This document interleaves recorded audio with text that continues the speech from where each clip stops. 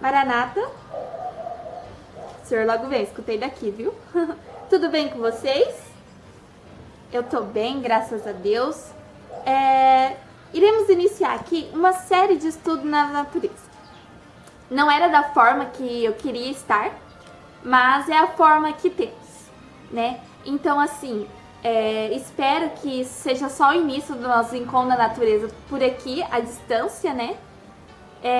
E que a gente possa terminar essa série de estudos na natureza juntos, num sítio, como a gente fazia o ano passado, todos juntos, que era muito bacana, né? Onde a gente podia passear, enfim, era muito legal. E poder compartilhar, né, as coisas pessoalmente. Mas como não podemos, vamos nos adaptando da forma que temos. Então, para iniciar o nosso estudo, vamos fazer uma oração? Querida Amado Pai, obrigado, Senhor, por estarmos aqui para mais uma série de estudo da natureza. Ilumine nossa mente, isso que eu te peço em nome de Jesus. Amém. Amém. Então, hoje a gente vai falar sobre descobrindo a luz. E agora eu quero que vocês imaginem vocês no acampamento, que era para termos já um acampamento, mas não tivemos. Mas imagine, vocês no acampamento, e aí tá de noite já, não tem nenhuma luz, e aí, mas o seu conselheiro está ali tentando acender uma fogueirinha com uns pauzinhos, com umas pedras, porque seu conselheiro é muito habilidoso. Então ele está tentando e você tá ali esperando, confiante e acreditando que ele vai conseguir. Mas aí de repente vem um vagalume, e aí vocês já viram o vagalume? Eu já vi o vagalume, é muito legal, porque eles têm uma luzinha verde, né? Que parece verde. E aí vocês vê aquela luzinha piscando. E aí você fica fascinado. Mas eu pergunto pra vocês, quem que criou isso? Né? Há um criador muito fantástico, né? Que a gente não pode duvidar da sua existência, que é Deus. Ele é um criador de todas as coisas e aí a gente vê através da natureza. A gente não vê o vagalume? Então, como isso é possível se não tiver alguém por trás, né? E aí a gente também vê através da natureza o poder desse criador, porque olha só, a perfeição desta árvore, ela tem flores lindas que agora não está tendo, mas são lindas, cada detalhe daquelas flores dela.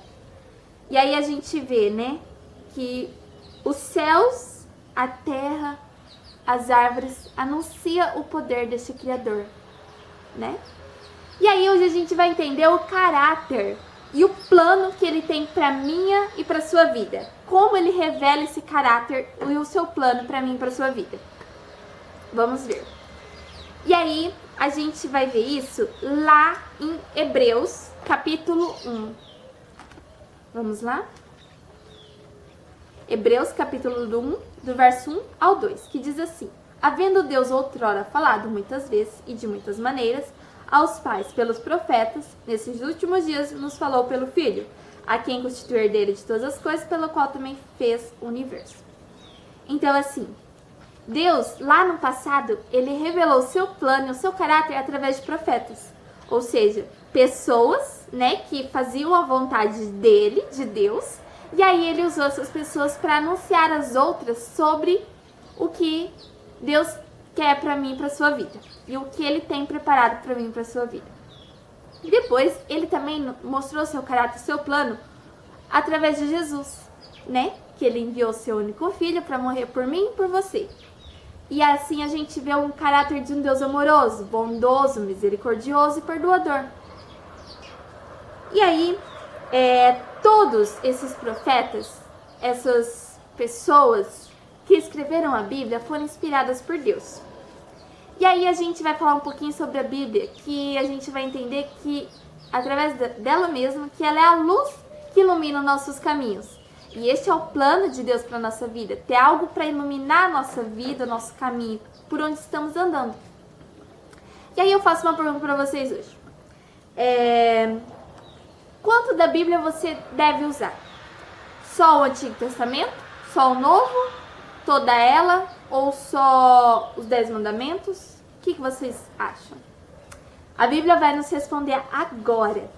Vamos ver lá em Mateus capítulo 4, verso 4, que diz assim: Jesus, porém, respondeu, está escrito, não só de pão viverá o homem, mas de toda palavra que procede da boca de Deus. Então, se a Bíblia foi inspirada por Deus, se toda a Bíblia foi inspirada por Deus, o quanto a gente tem que usar dela? Só um pedacinho? Se toda ela foi inspirada por Deus? Porque aqui fala que toda palavra que procede da boca de Deus. Então, a gente tem que usar toda a Bíblia. E não só um pedacinho aqui e um pedacinho ali. Certo? E aí, a Bíblia, ela tem, sabe quantos livros? Vou esperar um pouquinho pra vocês responderem. 66 livros. Ela tem 66 livros. São 39 no Antigo Testamento e 27 no Novo Testamento. Ela é dividida em duas partes. E aí, ela foi escrita por diversos autores, né? Todos inspirados por Deus. E ela é como se fosse uma biblioteca em um único lugar, né? Porque tem 66 livros. E aí ela também é dividida por tipo de literatura. E aí a gente tem os Pentateucos, tem os livros poéticos, tem os livros históricos, tem os livros proféticos, temos livros de carta. Então, os tipos de leitura que a gente lê, ela é dividida. E aí, quando a gente quer saber de um assunto, a gente só pega um versinho pra gente entender aquele assunto? Vamos ver? Lá em Isaías 28, capítulo 13, vai nos dizer, que diz assim: assim, pois, a palavra do Senhor lhe será preceito sobre preceito, preceito e mais preceito, regra sobre regra, regra e mais regra, um pouco aqui, um pouco ali. Então, a gente vê que a Bíblia, a gente tem que estudar a Bíblia um pouquinho aqui, um pouquinho ali. A gente não pode pegar uma partezinha isolada. Falar assim, entendi isso, eu vou fazer isso. Então, se você quer saber de um assunto e saber como agir, você tem que estudar um pouquinho aqui, um pouquinho ali dentro da Bíblia. Certo? E aí eu tenho um desafio muito legal para vocês agora. O desafio é vocês decorar os 39 livros do Antigo Testamento e gravar um vídeo e mandar para mim. Tem uma musiquinha que eu posso disponibilizar para vocês, que ela ajuda muito a vocês a decorar os livros. E aí, vocês têm até o próximo sábado para me entregar esse desafio. Conto com vocês, desafio dado. Desafio tem que ser cumprido. E eu sei que vocês são capazes de realizar isso. Então vai ser muito legal vocês falar os 39 livros do Antigo Testamento. Eu também farei o meu desafio e também enviarei para vocês.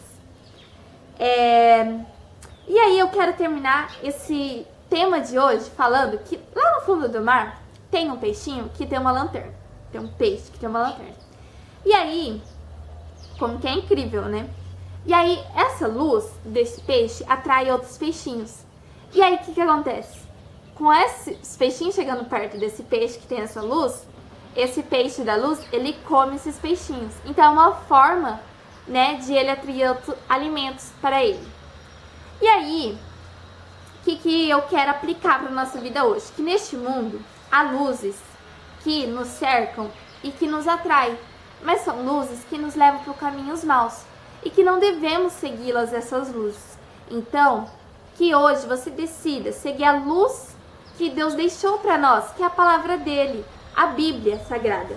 Então, que vocês possam decidir trilhar por este caminho e seguir esta luz. Esse é o meu desejo para a sua vida hoje e que nós possamos sempre seguir a palavra do Senhor. Amém? Vamos orar?